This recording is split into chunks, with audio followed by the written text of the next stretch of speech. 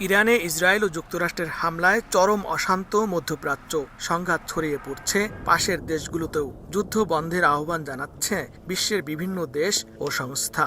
সব উপেক্ষা করে এই যুদ্ধ আগামী সেপ্টেম্বর পর্যন্ত চলমান রাখতে চায় যুক্তরাষ্ট্র।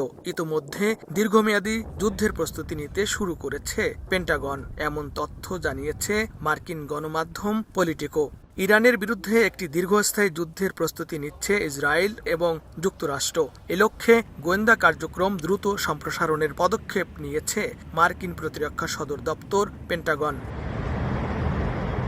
স্থানীয় সময় বুধবার মার্কিন সংবাদ মাধ্যম পলিটিকোর এক প্রতিবেদনে বলা হয়, পেন্টাগনের কাছে ফ্লোরিডার টাম্পায় অবস্থিত সদর দপ্তরে অতিরিক্ত সামরিক গোয়েন্দা কর্মকর্তা মোতায়েনের অনুরোধ জানিয়েছে মার্কিন সেন্ট্রাল কমান্ড। অতিরিক্ত ওই কর্মকর্তারা অন্তত 100 দিন কিংবা সম্ভাব্য আগামী সেপ্টেম্বর পর্যন্ত ইরানের বিরুদ্ধে চলমান সামরিক অভিযানে সহায়তা করবে।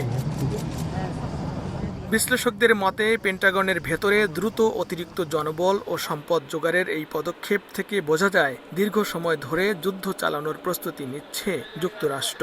এর আগে মার্কিন প্রেসিডেন্ট ডোনাল্ড ট্রাম্প ইরানের বিরুদ্ধে সামরিক অভিযান 4 থেকে 5 সপ্তাহ স্থায়ী হতে পারে বলে মন্তব্য করলেও পরিস্থিতি অনুযায়ী তা আরও দীর্ঘ হওয়ারও আভাস দেন। ইরানের সঙ্গে চলমান যুদ্ধ সর্বোচ্চ 8 সপ্তাহ স্থায়ী হতে পারে বলে